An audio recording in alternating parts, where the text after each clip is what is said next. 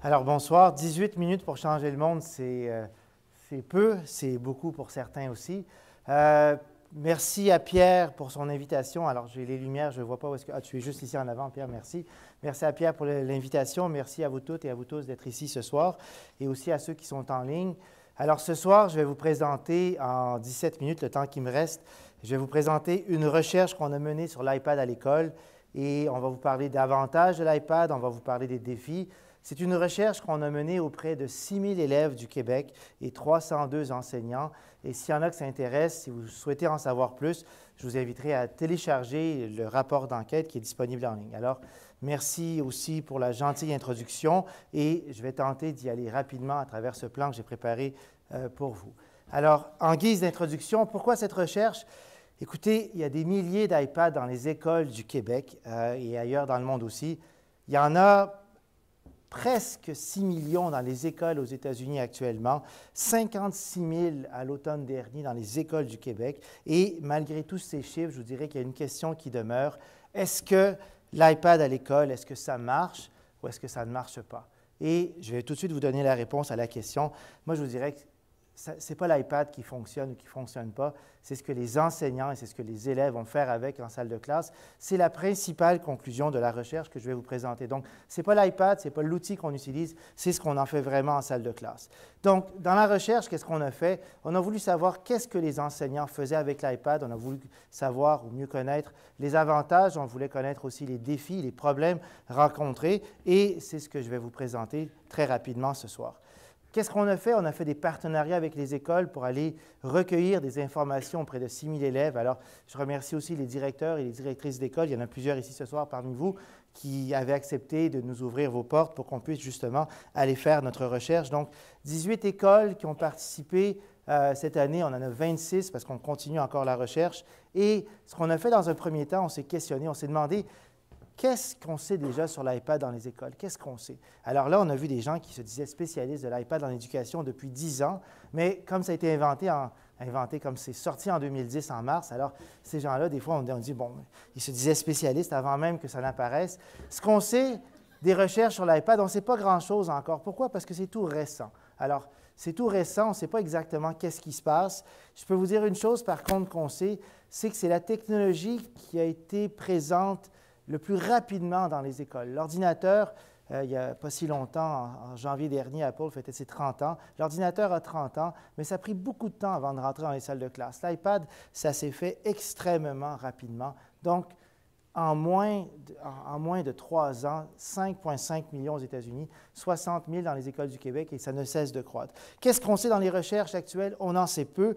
Ce qu'on a fait, nous, on a décidé de recueillir des données de diverses façons. On a fait des questionnaires auprès de l'ensemble des élèves, on a fait des questionnaires auprès des enseignants, on a fait des entrevues de groupe auprès des élèves. Vous savez, en éducation, souvent, on va demander aux enseignants qu'est-ce qui est bon pour les élèves. Nous, on a dit on va changer les choses, on va demander directement aux élèves qu'est-ce qui est bon pour eux. Alors, les focus group, écoutez, c'est amusant, c'est délicieux. On va dans les écoles, on rencontre les élèves, on leur pose des questions. Ils vont nous dire, des fois, très honnêtement, qu'est-ce qui marche pas avec leurs enseignants et avec les technologies qu'ils utilisent aussi. On a rencontré les enseignants aussi, attention, ils nous ont expliqué aussi c'est quoi les défis qu'ils rencontrent, c'est quoi les avantages, etc. Donc, en tout, 6057 élèves, 302 enseignants et je vous parle de résultats qui n'ont pas été diffusés encore parce que quand on a présenté la première fois les résultats de l'enquête, on a dû faire ça vite parce qu'on avait, écoutez, des résultats auprès de 6000 élèves, c'est énorme, c'est kilométrique. Donc, on avait réussi à extirper de nos données les principaux résultats. Et ce que je vous présente aujourd'hui, c'est novateur, c'est la première fois que je présente les 23 principaux avantages qui ont découlé de l'enquête qu'on a faite. Et évidemment, ça va aller très, très vite. Le premier avantage, et je ne parle même pas du iPad Air parce qu'il n'était pas à l'époque dans les salles de classe, c'est la portabilité. Les élèves sont ravis d'avoir un outil qui est léger. Il faut penser aux écoles secondaires, des fois, où est-ce qu'on avait jusqu'à 12 matières différentes, certaines écoles même plus, dictionnaires, livres de sciences, livres d'histoire, donc très, très lourd pour le sac à dos. La portabilité, on a tous ces manuels, on les a tout le temps et partout. Alors, pour les élèves, ça représentait un avantage majeur. Autre avantage majeur pour les élèves, l'accès à l'information. Et je fais un petit clin d'œil au tableau blanc interactif. Les élèves nous disaient, écoutez, le tableau blanc, je ne sais pas pourquoi ils l'ont appelé interactif, c'est juste l'enseignant qui interagit avec lui, hein, ce n'est pas les élèves. Alors là, les élèves nous disaient, écoutez, avec l'iPad, au moins, j'ai l'impression d'avoir mon petit tableau blanc interactif à moi. Donc, l'accès à l'information, pour eux, c'était fabuleux. C'était le calvaire pour certains enseignants qui se sont dit, bien là, c'est difficile un peu d'enseigner. Dès qu'on dit quelque chose, ils googlent pour savoir si on dit la vérité, on ne dit pas la vérité. Mais en même temps, les enseignants nous ont dit, écoutez, finalement, c'est peut-être pas si mauvais d'avoir des élèves comme ça qui sont curieux et qui vérifient ce qu'on leur dit en salle de classe. L'accès au manuel scolaire pour les élèves, c'était bien aussi. Pour les enseignants, c'était bien. Les élèves n'oubliaient plus leur manuel scolaire. Vous savez, oublier ses livres à la maison, ça arrivait souvent. Oublier l'iPad à la maison, je ne sais pas pourquoi les élèves ne l'oubliaient pas. Hein. Ils l'avaient toujours avec eux. Il y en a même qui nous ont dit qu'ils dormaient avec leur iPad. Mais bon, donc les manuels scolaires, un défi intéressant, un avantage intéressant pour eux. Quelque chose qui est ressorti de façon majeure. Hein? Et je ne vous dirais pas que ça s'est passé bien dans toutes les écoles de la même façon. En bout de ligne, oui, il y a beaucoup plus d'avantages, mais il y a beaucoup d'écoles qui ont rencontré des défis avec l'iPad. Mais un avantage majeur qui est ressorti à travers toutes les écoles, c'est la motivation des élèves. Les élèves, là, ils étaient ravis. Il n'y a personne qui disait l'année prochaine, je n'en veux plus, je ne veux plus d'iPad dans ma... Personne. Et il y avait une demoiselle aussi, c'était tout à fait délicieux, dans une entrevue, elle dit, bien, c'était en début d'année, il faut comprendre, c'était nouveau pour elle. Elle dit, je ne sais pas si j'apprends plus, mais c'est comme mon précieux. Hein? Elle a dit, pas question qu'on me l'enlève. Pour les élèves, ce qui était vraiment intéressant aussi, écoutez, ils nous ont dit gentiment, c'est facile d'annoter des documents que l'enseignant nous donne. Ce qu'ils n'ont pas dit, c'est que c'était facile aussi de partager des notes. Hein. On avait quelqu'un qui prenait des belles notes et hop, elle les envoyait à tout le monde dans la classe. On pouvait les coller sur le document qu'on avait très facilement. Donc, partager des notes, prendre des notes. Pour organiser son travail, plusieurs nous ont dit, bien là, j'étais désorganisé dans mon sac à dos. Le iPad, même quand je ne veux pas, je suis organisé. Il m'oblige à tout mettre en rangée, en colonne, etc., dans des dossiers. Donc, faciliter à organiser son travail. Les enseignants nous l'ont dit aussi. La qualité de la présentation des travaux, faire des présentations. Alors, il y en a qui faisaient des montages vidéo en quelques secondes, il y en a qui faisaient des présentations keynote. La qualité des travaux réalisés, les élèves se sentaient compétents pour eux, ils étaient ravis. Alors, c'était un avantage majeur pour eux. Plusieurs pensent, les parents surtout, craignent toujours qu'avec les technologies, on ne collabore pas. Notre enquête a révélé que les élèves ont collaboré plus que jamais avec les technologies en salle de classe. La collaboration, un autre avantage. Ils sont devenus aussi beaucoup plus créatifs. Ils avaient des projets à faire, ils allaient sur Internet, ils regardaient ce que d'autres avaient fait dans les mêmes domaines et ça leur permettait de faire des projets qui étaient encore beaucoup plus créatifs. On a vu des projets de sciences dans certaines écoles où est-ce que les élèves allaient chercher les meilleurs projets de sciences qui avaient été faits ailleurs pour faire eux-mêmes leurs bons projets de sciences. La variété des ressources, écoutez, là-dessus, je vous dirais que c'est presque un défi pour les enseignants. Parfois, il y a tellement de ressources disponibles qu'on arrive, on ne sait plus lesquelles utiliser. Donc, énormément de ressources sur le iPad disponible, sur la tablette. Ça permet aux élèves d'aller à leur rythme aussi. Donc, comme il y a beaucoup de choses qui sont individualisées, comme il y a beaucoup de choses qui sont disponibles pour eux, ils peuvent aller à leur rythme. Et ça, c'était quelque chose d'intéressant. Concrètement, et ce n'est peut-être pas tous les directeurs qui vous le diront, une économie de papier direct. On fait moins de photocopies. Dans les écoles secondaires, je peux vous dire, les chiffres qu'on a réussi à avoir de certains directeurs d'école, des économies de papier qui dépassaient les 30 000 à 40 000 $ par année pour certaines grandes écoles. D'autres avantages, des compétences informatiques. Les élèves, hein, on a tous entendu qu'est-ce qui s'est passé à Los Angeles, les élèves qui ont réussi en 48 heures à changer la configuration de l'iPad pour aller sur Facebook. Bien, nous, en tout cas dans l'enquête qu'on a faite, les élèves nous ont dit que ça a pris moins de 15 minutes. Alors, je ne sais pas si on était plus doués que ceux-là là-bas, mais en tout cas, donc, très rapidement, les élèves ont développé des grandes compétences informatiques pour faire des choses qu'on ne voulait pas qu'ils fassent des fois, mais en même temps, ils sont devenus très habiles et très rapidement avec la tablette. Un autre avantage, et ça, je trouve que c'est très important, le décloisonnement, et l'école Wilfrid Bastien est un exemple, le décloisonnement de l'école sur la société, l'ouverture de l'école sur le monde. Ils ne faisaient plus juste des travaux pour leurs enseignants de français, plus juste des travaux pour leurs profs d'histoire. Ils faisaient des choses, ils étaient en contact avec d'autres classes. Donc, l'iPad comme outil technologique leur permettait d'être en contact avec une variété de contextes ailleurs, dans la communauté, mais aussi ailleurs dans le monde. Ce que les élèves ont beaucoup apprécié, c'est le feedback automatisé. Il y a beaucoup d'applications où est-ce que tu as un feedback tout de suite quand tu t'exerces et les élèves ont trouvé ça intéressant et en même temps, ils pouvaient s'exercer sans se sentir jugés. Pour eux, c'était fabuleux. Il y a beaucoup de théories en psychologie qui disent que pour s'engager pleinement dans quelque chose, il faut 3 éléments clés. Il faut se sentir compétent, autrement dit, quelqu'un qui ne se sent pas bon dans quelque chose, à moins d'être très têtu ou à moins des fois d'être fatigué, bien, on va arrêter de faire l'activité. Donc, les élèves, avec l'iPad, se sentaient beaucoup plus compétents à l'école, sentiment de compétence accrue. Le sentiment de contrôle aussi, c'est quelque chose d'autre qui fait en sorte que on va beaucoup progresser, on va beaucoup s'engager dans quelque chose. Et là, l'iPad, surtout quand on le compare, par exemple, à certains usages du tableau blanc interactif, leur redonnait le contrôle. Et les élèves, ils ont tous dit abondamment qu'avoir le contrôle sur l'information, sur ce qui se faisait, pour eux, c'était important. Et le sentiment d'affiliation qu'on avait, parce qu'il n'y a pas de secret, avec l'iPad, on a découvert, entre autres, la e-messagerie. Et les élèves se sentaient vraiment appartenir, ils étaient en contact, peut-être trop dans certains contextes, mais en contact régulier avec leurs pairs. L'idée aussi pour eux d'apprendre en tout temps. Certains enseignants ont innové. Ils ont utilisé des applications qui envoyaient des notifications aux élèves, mais des notifications qui leur disaient « As-tu appris aujourd'hui? » par exemple. Hein? Alors les élèves ils ont dit « C'est un peu embêtant. » Une anecdote avec une enseignante de français qui avait annoté de façon audio un texte qu'elle demandait à ses élèves de lire. Et il y avait une élève qui avait dit, c'est comme si l'enseignante est dans ma chambre le soir en train de me dire quoi faire ou comment je vais lire ce paragraphe, quels mots seront difficiles. Et pour les élèves, c'était vraiment quelque chose de fabuleux. Ils s'imaginaient vraiment l'enseignante présente, alors que l'enseignante, elle a pris une fois ses notes, elle n'a pas pris sur chacune des copies de chacun des élèves. Un autre avantage, les élèves, parce qu'ils avaient accès aux technologies, parce qu'ils avaient accès à une abondance d'informations, sont devenus aussi beaucoup plus critiques par rapport à l'information trouvée. Et ça, c'est une compétence très importante au 21e siècle. On se retrouve, quand on est jeune, devant une multitude d'informations sur Internet. Cet outil leur a permis, en tout cas avec les usages qui ont été faits, de développer une meilleure pensée critique. Pour les enseignants, ça a été plus facile dans beaucoup de contextes de gérer l'enseignement et l'apprentissage. Plusieurs ont trouvé des applications qui leur permettaient de gérer un peu les travaux reçus, de gérer les documents qui étaient déposés pour les élèves, etc. Pour d'autres, ça a été un défi, mais on en reparlera après. Je vous dirais que globalement, cette expérience technologique, il faut comprendre que, je l'ai dit au début, l'ordinateur, ça a pris beaucoup de temps avant de s'installer. L'iPad, ça s'est fait avec une vitesse phénoménale. Donc, retrouver autant d'avantages après un an, pour moi, c'est quelque chose de majeur. Il y a une raison pour ça, et j'en parlerai à la toute fin aussi, ça a été l'absence de problèmes technologiques. Alors, je sais que certains, des fois, par religion, peu importe, vont s'opposer à la marque de la pomme, mais il y a un fait. Notre enquête sur les iPads a révélé une chose. Les élèves ne comprenaient pas quand on leur disait qu'il y avait des problèmes techniques avec l'outil. Qu'est-ce que vous voulez dire exactement? Les enseignants nous ont dit, ben oui, ils dorment avec, ils arrivent le matin, il n'est pas chargé des fois. OK. Mais problème technique. Tout le monde, les gens ne comprenaient pas. Il n'y avait pas de problème technique. Il y a un problème, tu l'éteins, tu le redémarres, c'est fini là. Il y a de moins bonnes applications, il y a de moins bons usages, mais les problèmes techniques étaient absents. Dernier avantage, et ça, je pense que c'est quelque chose de majeur, et c'est lié encore une fois aux usages qui ont été faits par les enseignants.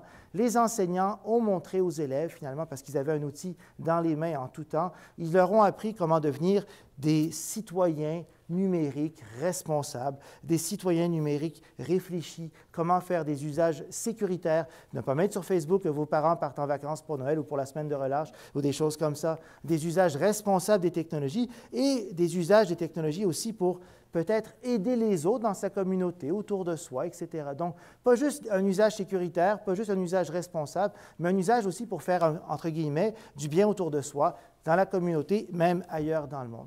Après tous ces avantages, évidemment, je vais vous laisser sur les défis qu'on rencontre, parce que ce n'est pas vrai, je ne suis pas là pour vous vendre quelque chose. L'iPad en salle de classe, ça a donné des cheveux blancs à beaucoup d'enseignants, ça fait perdre des cheveux à d'autres enseignants. Ce n'est pas aussi simple que ça. Je vous dirais que la pire chose que les directeurs d'école ont pu faire, il y en a certains qui ont remis l'iPad le même jour aux élèves et aux enseignants. Ça a été difficile pour les enseignants, parce que l'enseignant avait tout son cours à préparer, l'élève, il avait tout son temps pour dire, bon, comment je vais pouvoir faire autre chose en salle de classe? Et le premier défi, écoutez, c'est pas les élèves qui sont méchants, c'est pas facile. Apprendre tout en étant distrait. Et pour l'enseignant, évidemment, ça pose des problèmes de gestion de classe. Qu'est-ce qu'ils font ces apprenants en salle de classe quand ils ont leur iPad?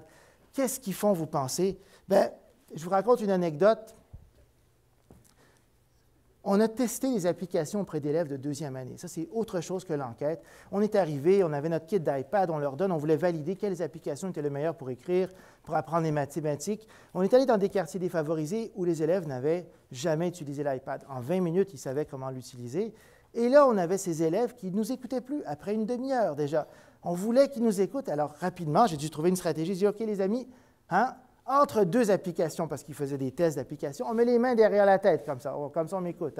Et il y en avait certains trop pressés d'être sur leur iPad, ils ne mettaient pas les mains, ils avaient les deux doigts prêts à écrire comme ça dessus.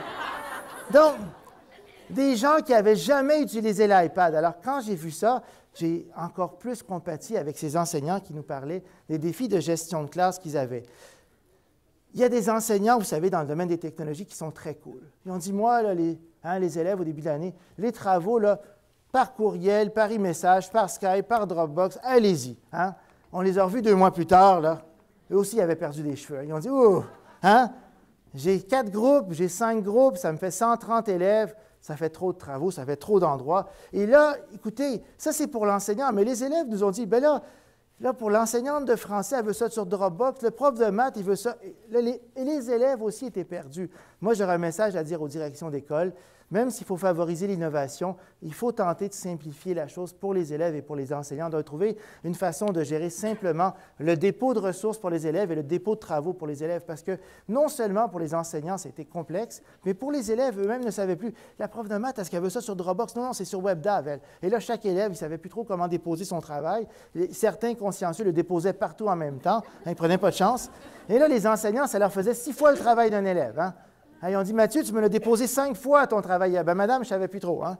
Donc, puis une chance, elle n'avait pas pris ses textos le matin, sinon elle l'aurait eu par texto aussi. Mais bon. Donc, un autre défi, c'est la formation pour les enseignants.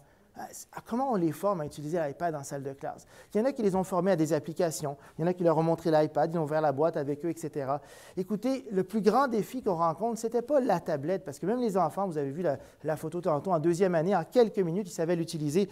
Le plus grand défi, c'était quoi? C'était la gestion de classe, je vous dirais. Alors, les formations, il faut vraiment regarder les plus grands défis rencontrés. La gestion de classe était majeure.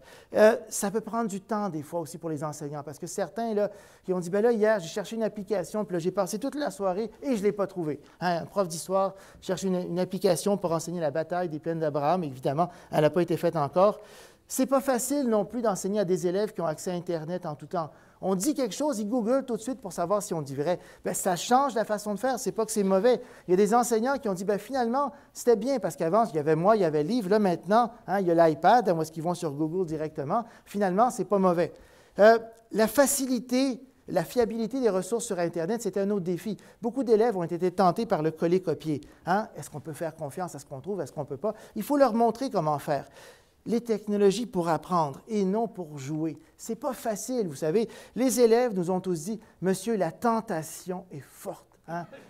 C'est tentant. » Donc, ils sont eux-mêmes, ils sont jeunes, ils ont 13 ans, ils sont au secondaire, les hormones, etc. Et ce n'est pas simple pour eux. En plus, tu as le choix d'écouter un prof qui, des fois, est très monotone, ou, ben non, d'avoir une petite alerte, un petit jeu en ligne, etc. Qu'est-ce qu'on fait?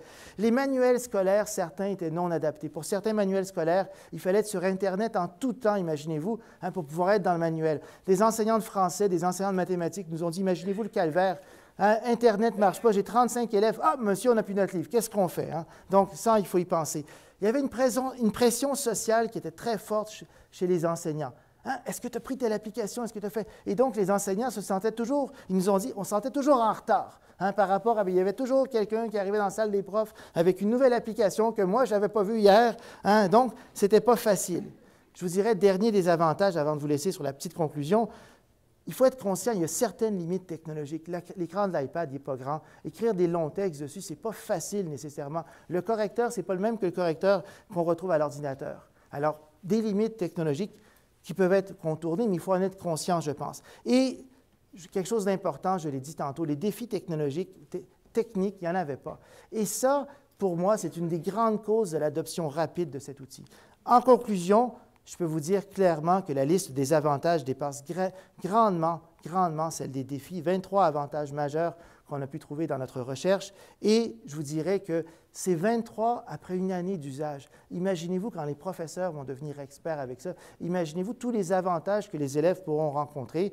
Et selon moi, en tout cas, après avoir fait cette recherche, après m'être promené dans plusieurs écoles à travers le Québec, je peux vous dire que le plus grand des avantages, ce serait peut-être de ne pas mettre les technologies en salle de classe, entre les mains des élèves. Par contre, il y a quand même un défi qui demeure, et on l'a vu aussi, c'est la source de distraction qui est omniprésente.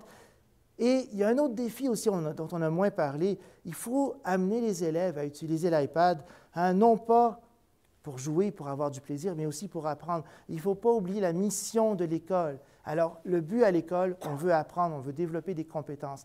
Et les technologies peuvent permettre ça. Je vous remercie beaucoup. Merci, Pierre.